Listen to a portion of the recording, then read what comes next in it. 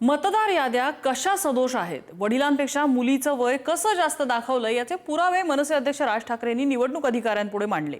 त्यांनी ज्या मतदारांचा दाखला दिला त्या मतदारांचा शोध घेण्यासाठी पुढारी न्यूजची टीम त्या पत्त्यावर गेली।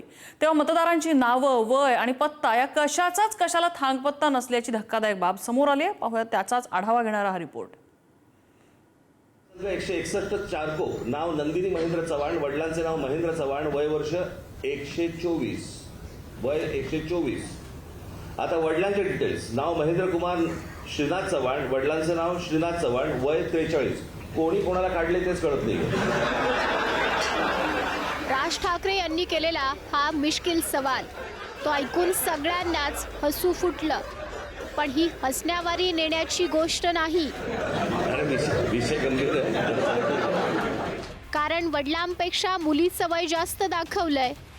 एवढ्यावरच हा विषय संपत नाही, तर त्याहूनही धक्कादायक आणि गंभीर वास्तव आता समोर आलंय। कांदिवली गणेश नगरातल्या शिवनेरी चाळीत नंदिनी महेंद्र चव्हाण ही 124 वर्षांची महिला आणि तिचे 43 वर्षांचे वडील महेंद्र कुमार श्रीनाथ चव्हाण राहतात, असा उल्लेख चारकोप विधानसभा मतदारसंघातल्या मतदार यादीत आहे।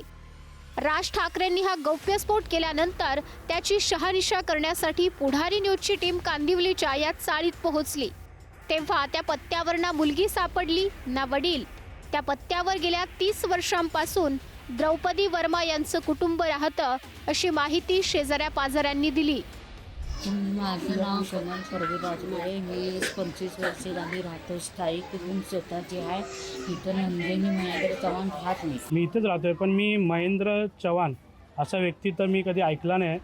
राज ठाकरेंनी निवडणूक अधिकाऱ्यांच्या समोरच मतदार याद्यांमधील घोळ उघड केला, पण खरा झोल तर त्यापुढचा आहे। मनसेचे विभाग अध्यक्ष दिनेश साळवी यांनी देखील मतदार यादीतल्या पत्त्यावर जाऊन पाहणी केली। तेव्हा हे दोन्ही संशयास्पद मतदार तिथं राहतच नसल्याची बाब उजेडात आली आहे। मग या संशयास्पद नावांची नोंद मतदार यादीत झालीच कशी, असा प्रश्न आता निर्माण झालाय। इथे या ठिकाणी इकडची सोसायटीचे जे अध्यक्ष आहेत त्यांना शिंदे त्यांनाही विचारलं या ठिकाणी की बाबा पण तिकडे असा कोणीही व्यक्ती महेंद्र चव्हाण या त्याची मुलगी नंद असं या ठिकाणी राहत नाही आहे। या ठिकाणी अशी माहिती मिळालेली आहे। याचा अर्थ दिसतोय की मोठा घोळ आहे। यादीमध्ये हे खोटं नाव टाकलं गेलेलं आहे। याची चौकशी ही झालीच पाहिजे। 110 ते 120 रूम आहेत, त्यामध्ये एकही महेंद्र चव्हाण किंवा नंदिनी चव्हाण नाही। वयाचे एक वेळ घोळ झाला असेल, की आकडा मागे पुढे होतो, पण जागेवरती राहतच नाही आहे। हा मोठा विषय आहे। म्हणजे नसताना इथे नाव ॲड केलं गेलं आहे। हा जो खेळ चालला आहे निवडणूक आयोगाचा, हा खूप गंभीर खेळ आहे। हा खेळ थांबणं गरजेचं आहे। राज ठाकरेंनी निवडणूक अधिकाऱ्यांपुढे केलेला गौप्यस्फोट आणि महाविकास आघाडीच्या पत्रकार परिषदेतला हास्यस्फोट कमी झाला म्हणून की काय, आता हे धक्कादायक वास्तव पचवण्याची वेळ आली आहे। याच सदोष मतदार याद्यांच्या आधारे लोकसभा आणि विधानसभा निवडणुका पार पडल्यात।